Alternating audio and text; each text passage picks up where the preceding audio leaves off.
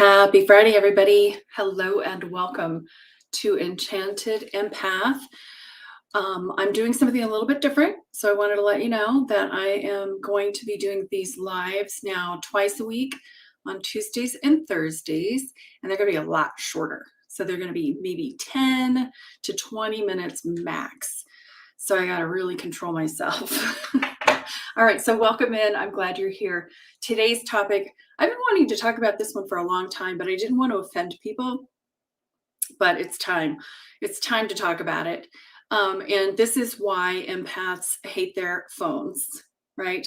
We hate those little cell phones. Of course, I'm using mine right now to record on Instagram. So there are times, of course, when I absolutely love my cell phone because of the Gemini that I am. I love tools. I love technology. I love using the most efficient, smart tools on the planet, right? And so right at the palm of our hands, we have this amazing tool that accomplishes so much. But the other side of that coin is a lot of noise and just a lot of grating noise and interference in our lives. And for this live, I want to talk about how that specifically affects the empaths. And you know what? Even if you're not an empath, it's still affecting you. And I'm gonna break it down and show you what's going on with your relationship with your cell phone. Of course, there's good, and then there's the not so good. And we're going to talk about the not so good. But first, I would just want to back it up and talk about empaths. And why are we talking about empaths? Well, it's because I'm one of them, and empaths are just naturally sensitive and naturally intuitive. And so it requires a level of quiet for us to access our intuition. Now, I do believe that everybody is intuitive, or everybody has an intuition. Not everybody is intuitive. And they're not intuitive because of things like cell phones. And so in my life, I value my intuition more than anything else. And so I have limitations and boundaries around things that interfere with my ability to access my intuition.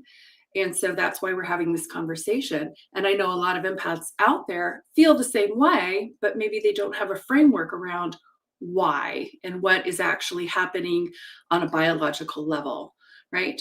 So intuition is vital for me, and that does require quiet.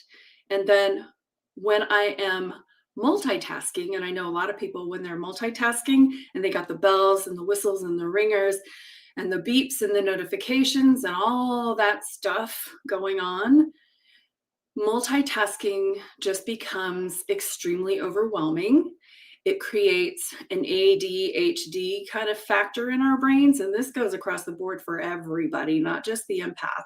But I think the empath probably has a very low tolerance to that. We don't like it. We don't like it. We like to kind of manage our energy and where our attention goes, and not being pulled in a million different directions.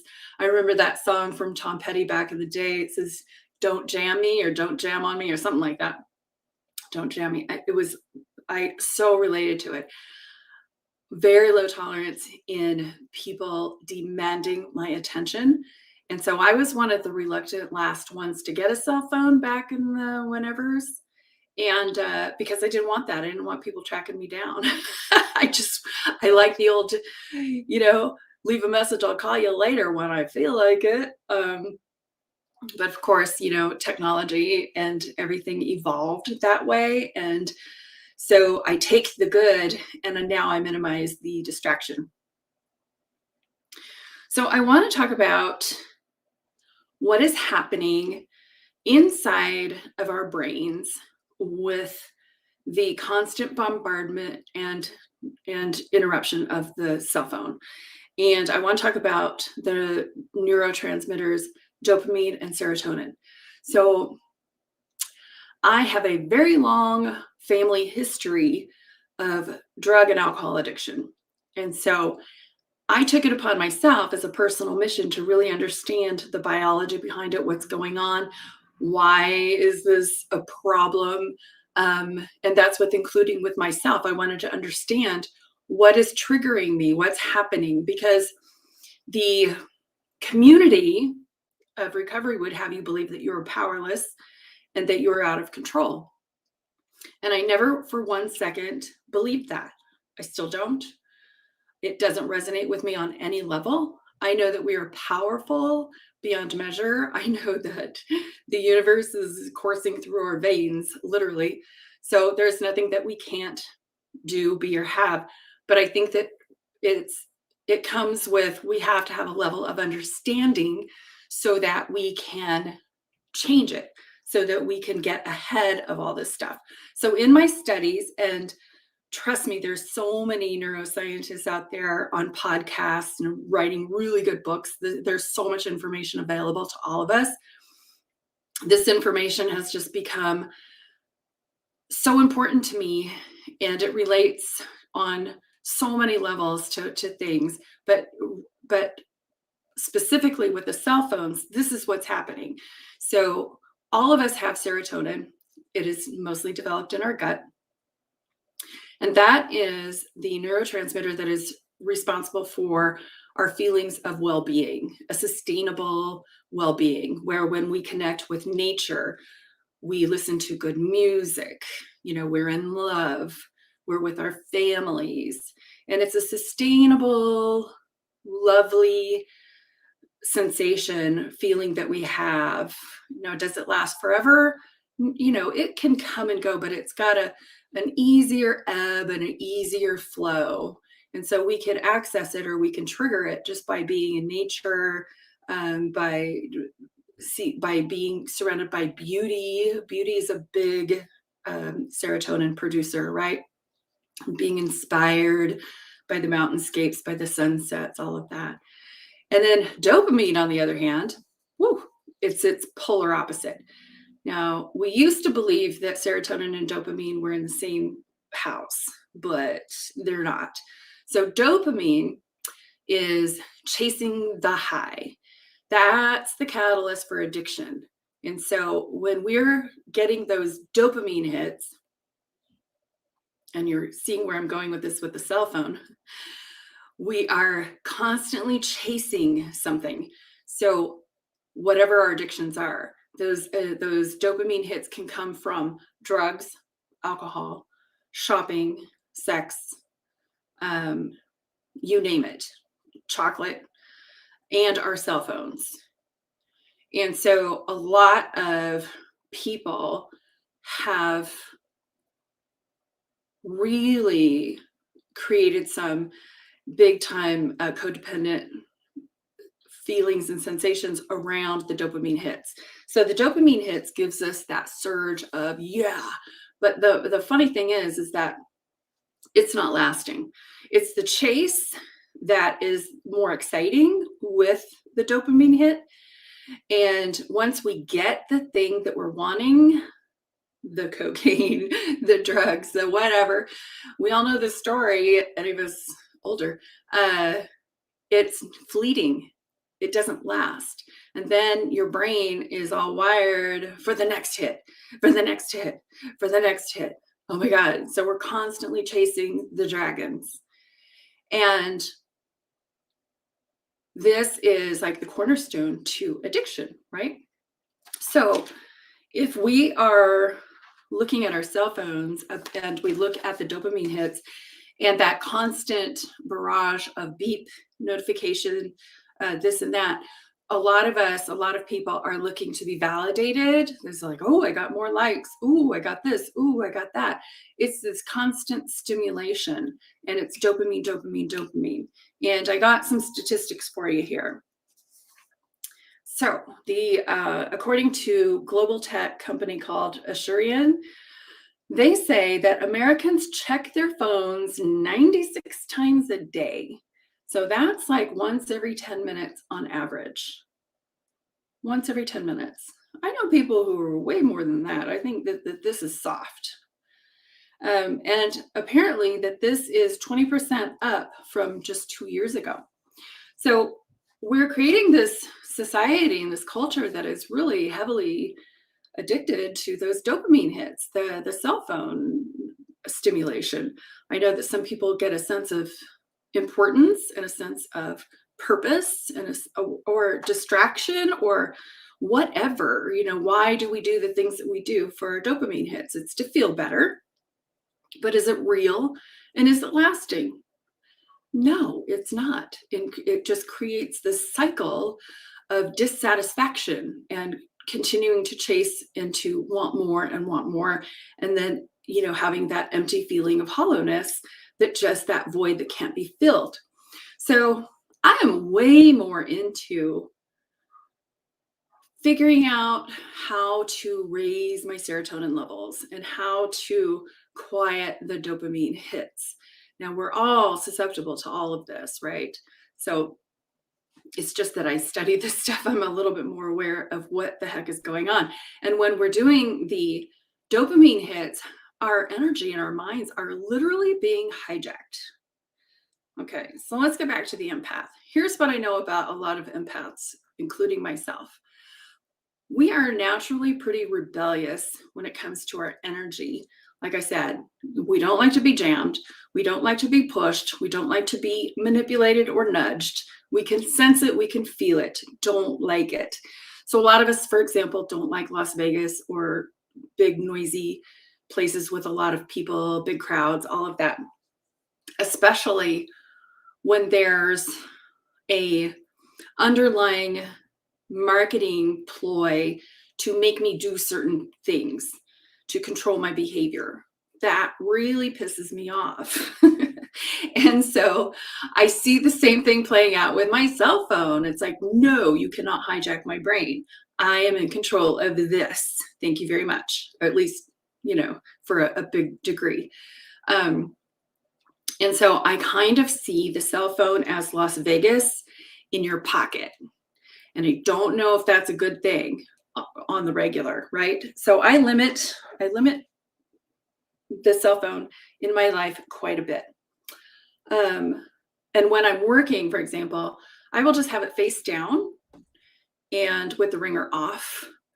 And I'll check it when I have the space or when I want to check it so that it's not running my reality. It's not running my show.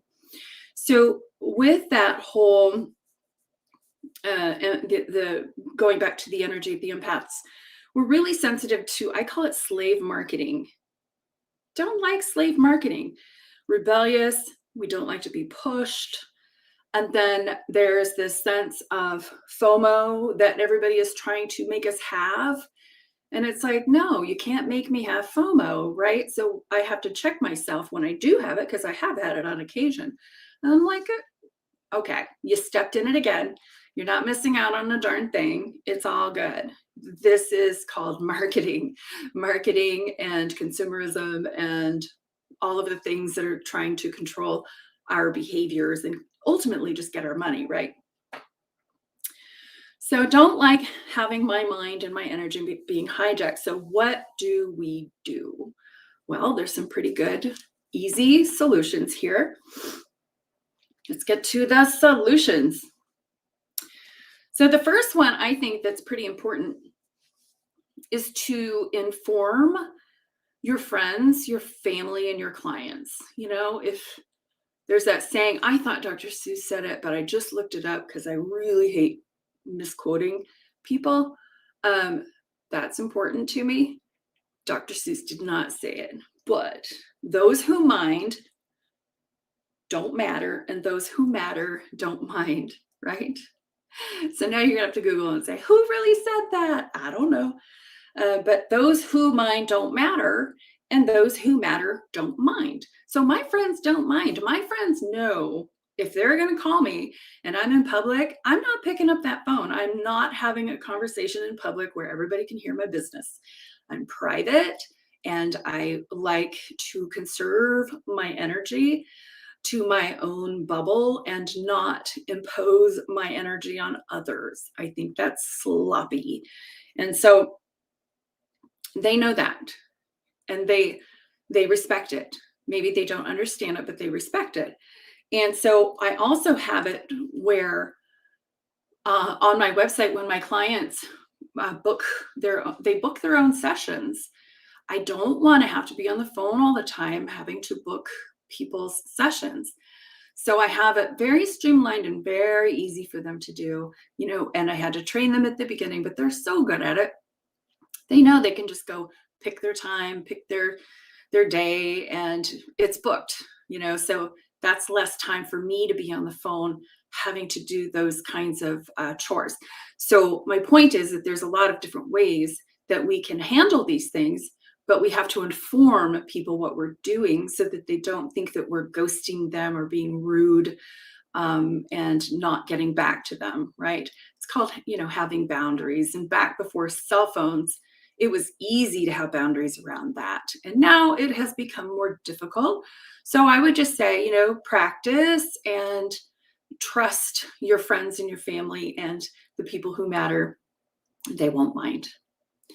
The second thing is you can, turn your ringer off. Like I said, I turn my ringer off when I'm working. Actually, my ringer is always off. I only turn it on if there's like a situation that I'm waiting to hear from. You can also change your ringer tone, like your text messages or whatever, so that it's not grating and scraping and frightening. I hate that. So a lot of my ringtones are chimes and soft, and they sound like doo-doo-doo, a little magical. So they don't freak me out if I do have my ringer on. And then you can always choose which notifications you want to have on, but for the majority of them, you can have them off. Like I do not have my social media notifications on, not at all. If and when I want to go to my social media, I'll see the little bell and I'll see all the notifications and I can check everything all at once. But otherwise, I just feel like it's just a constant bombardment and we can easily go down the rabbit hole and you forget what you're doing, right? And it just is a time sucker and an energy sucker. So you can pick and choose. You can also have no screen time. Like I think a really good habit that a lot of people do is no screen time before bed, just to get your eyes back where they belong and to rest your brain and to rest your eyes and to reduce the screens that are in your face. So before bed, it's just a good time not to have, especially your cell phone right here in your face.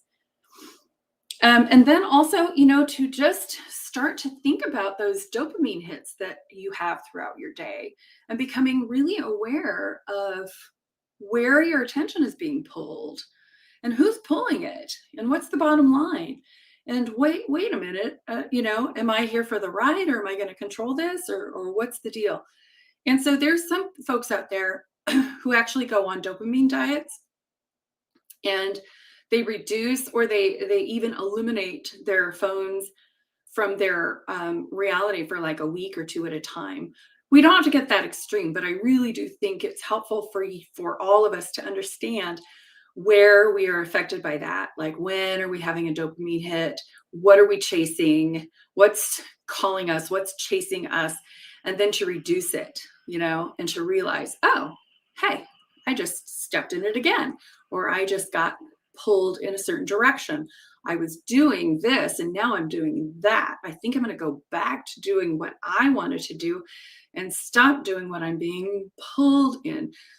I can think of all the advertisements, all the marketing, and it all boils down to media and marketing, that I can think of. I can't even think of another reason, or a situation that is happening on our cell phones, except for those things that are just vying for our attention. And it could be people as well, but it's usually just marketing and advertising and all of that.